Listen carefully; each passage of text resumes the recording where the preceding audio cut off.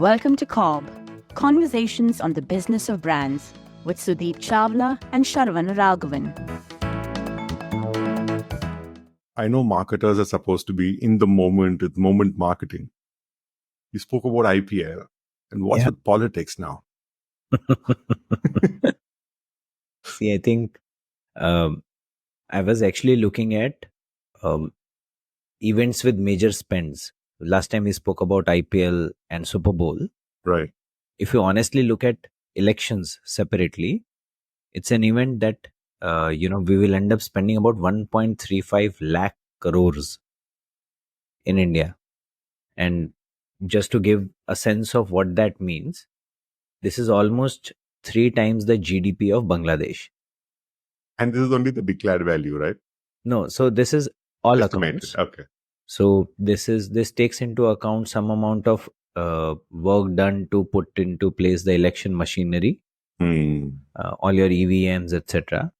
Mm-hmm. This has also taken into account the declared electoral bonds, right? Everything. So by and large, it covers mostly. It should cover 80%, 90% of what will get spent. Wow. Now, this is far more than any other media event. Huh? Yeah, absolutely. And I mean, I like the context of elections because with the caste-based politics, religion-based, language-based, it's kind of very close to how marketers segment consumers. So I kind of get the context of why this should be the biggest marketing event of the year. But in your language, how would you say STP in marketing works in this election campaign? Okay, so very simply, we all know that politicians, their sole purpose of, going around in political circles is to get significant amount of following behind them. Right. And that requires them to, sharply knowing their consumers, segmenting them, targeting them by whichever means possible. Sometimes we literally become targets. And then they do all sorts of stuff to position themselves as a favorable choice over everybody else that is there in the fray, right?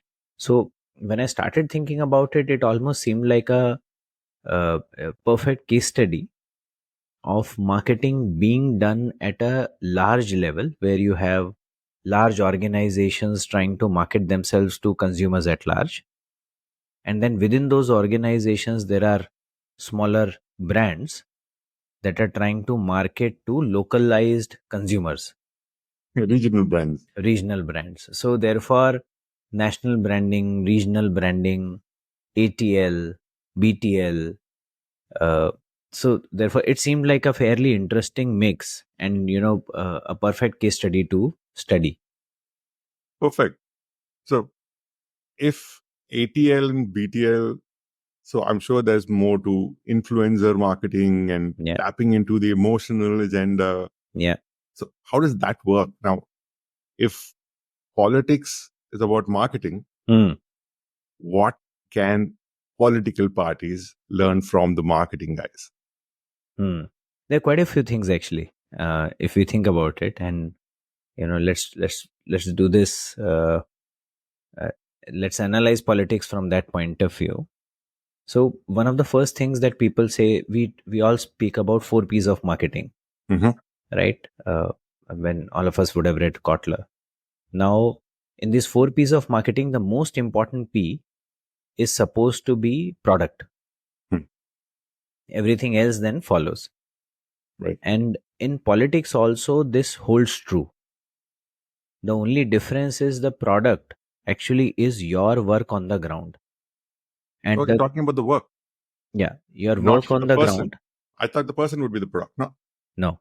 I think the person is made up of 2 aspects.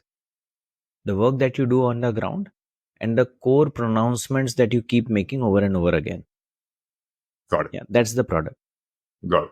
So regardless of whichever party you belong to, whatever is the party ideology, etc., finally the local guys will connect with what you do and what you say. Right.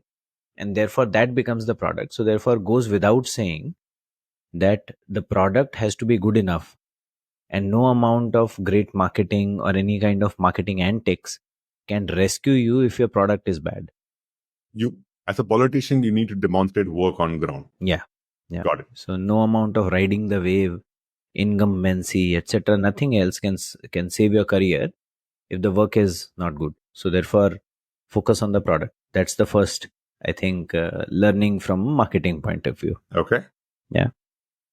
Second part, and Sharan, this we have done in the past, where we said that demographic segmentation versus attitudinal Yes, segmentation. I remember that. Yeah. So I think that is fairly relevant in politics also. Mm-hmm.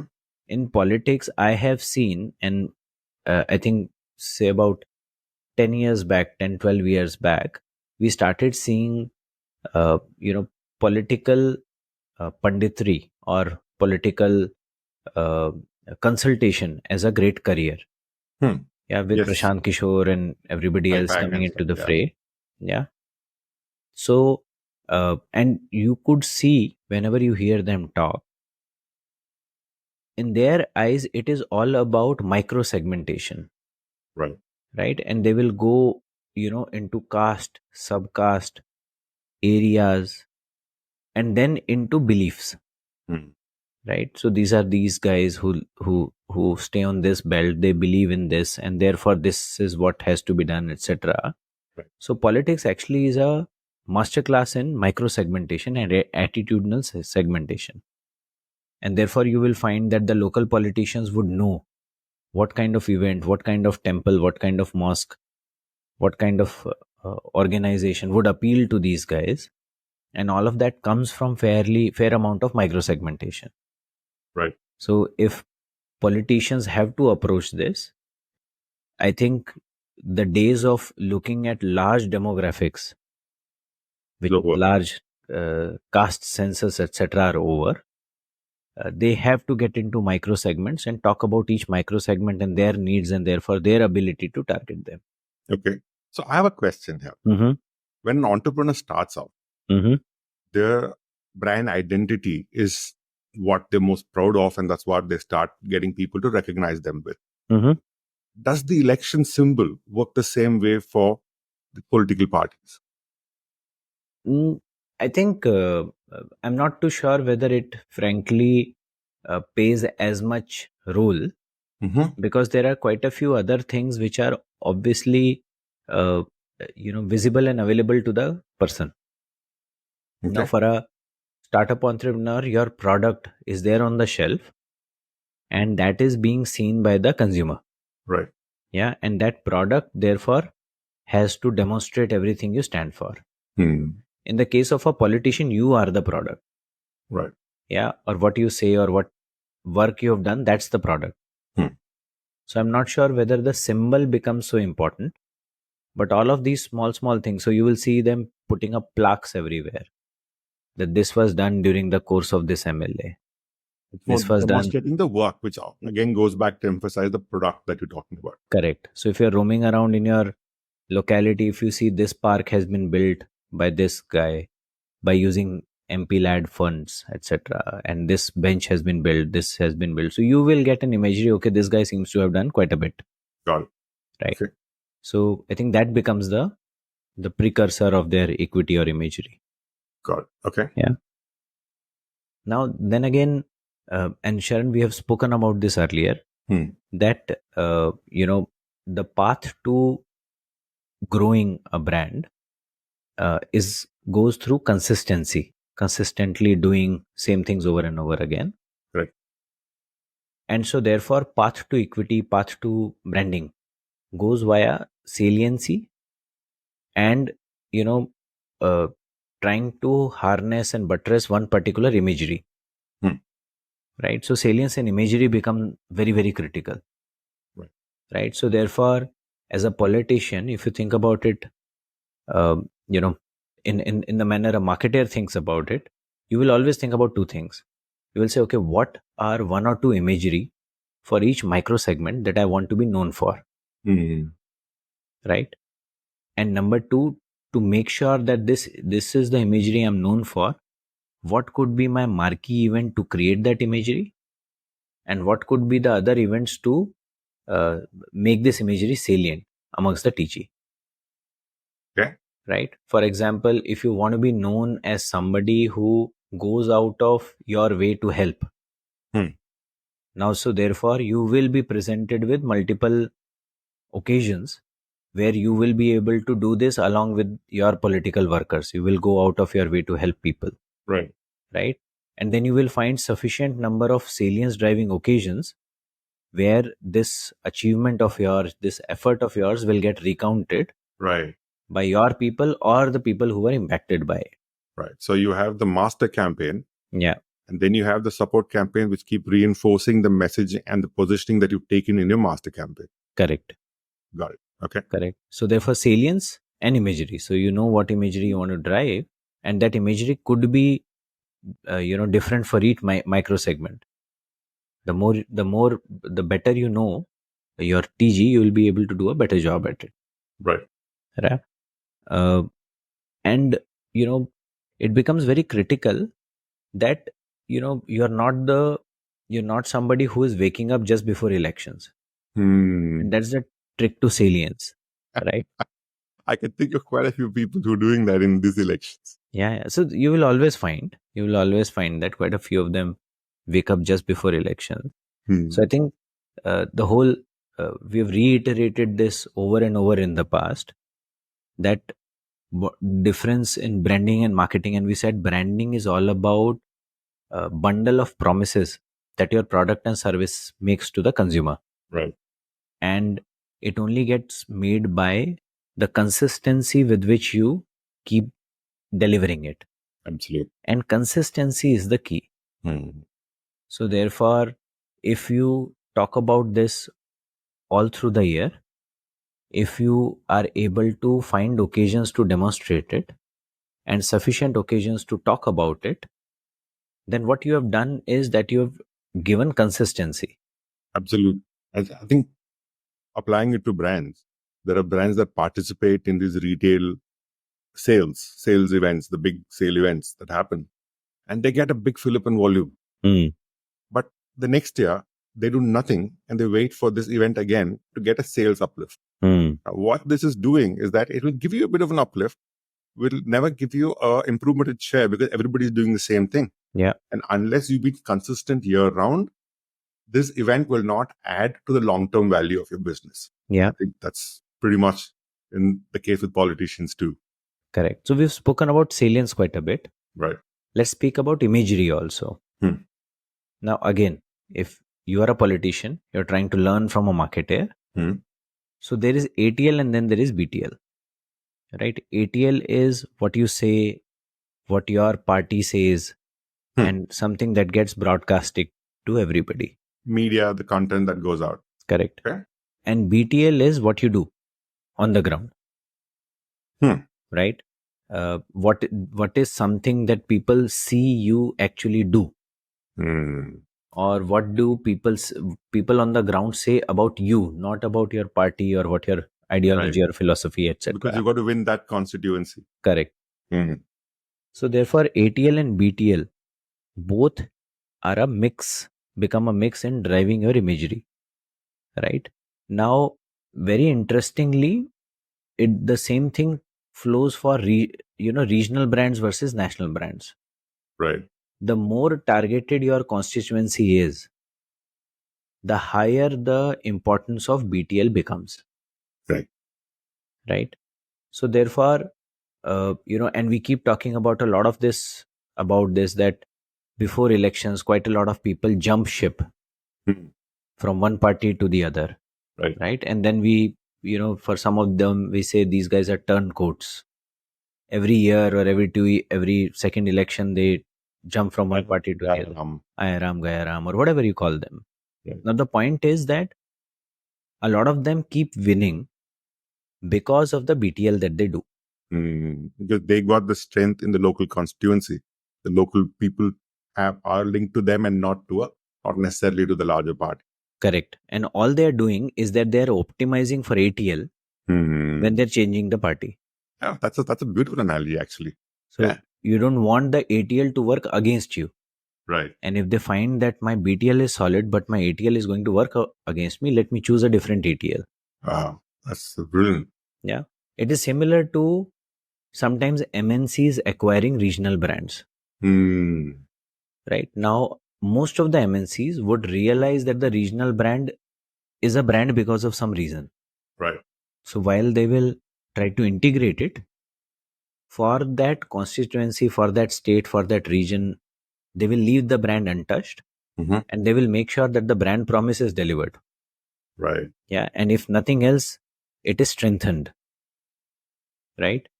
So I think that's how politicians also have to think about it. So the large political parties are mother brands or endorsement brands. Right. And then each one of the guys is a brand of their own, Mhm. brand or sub brand. The last aspect that I want to talk about, right, which is about your favorite topic, actually, Sharan, which is brand marketing versus performance marketing, Okay. right? And in fact, yesterday or day before yesterday, um, a couple of days back, I think, I read this article that Mr. Ambi Parameshwaram has also written Mhm. about same thing, that brand marketing versus performance marketing, Right. and which way is it going, and is there any relevance for brand marketing anymore, right? And it also kind of veers towards the same thing, that we need a balance of both, right? So in politics, how does this pan out, right? Right. So in my mind, everything that you do that has an impact on your imagery, yeah, or your salience at least, Hmm. is brand marketing. So all your ATL, BTL, etc. Right. A lot of the time, uh, politicians or some unscrupulous elements around them try to do performance marketing by distributing cash or liquor, Mhm. etc. Right, which is about subsidizing votes Right. for them. Now, too often we spoke about this fallacy of performance marketing, where we talk about attribution, right? So too often people who were going to vote for you vote because they were anyways going to vote, so their Right. vote gets subsidized, you have anyways spent on them. Right. And people who are not going to vote for you, quite often they don't vote for you. Right. So therefore there's this fallacy of attribution, that Hmm. because I distributed this, I got these many votes, but the fact is that most of those votes were anyways going to come towards you, right? So Right. therefore, uh, in my head, again, because we spoke about consistency, we spoke about year round salience, we spoke about year round work, uh, ATL, BTL, and therefore brand marketing becomes significantly more critical, right? Absolutely. However, there might be a role for performance marketing if done the right way, Hmm. right? Distributing booth numbers, tickets, getting people to come to the booth to vote. That part absolutely works. Right. And you remember we spoke about this funnel, Hmm. right? At top of the funnel, when you're bringing people into the top of the funnel, a lot of the brand marketing is needed. Right. When people have reached into your funnel and now they are about to make that decision, that is where performance marketing kicks in. Right. We gave this example of Apple, for example. They Yes. advertise all their features, etc., in their advertising. And in print, they only spoke about discount and net landed price of their product, which is Affordability. otherwise, very different from how you think about Apple, right? Right. But they're clear about which part of the funnel this particular element is targeting. Right. Similarly, a lot of the work that you do through the year becomes top of the funnel Hmm. for voters. Right. Now, when voters are getting ready to vote, and they are about to make that decision. So that is where you have to deploy the right kind of performance marketing. One is aiding them to reach to the right place, giving them their voter slips, etc. Right. If you must, then you deploy things like, if you think that voters in this particular constituency of mine are confused between me and some other competitor, so then you must target specific messages amongst them. Why should they vote for you over and above the competitor that they are considering? Right. That is performance marketing, Right. right? Striking it there. So therefore, understanding which part of your voter base is in which part of the funnel, and therefore how do you turn them in your favor, becomes a part of performance marketing. And that is something that marketers would be proud of. That's a beautiful line to close with, Sudeep. And I hope, given how unscrupulously you mentioned some elements here, the marketers in India also choose only to pick up the right things and, in fact, get the politicians to learn more marketing than the other way around.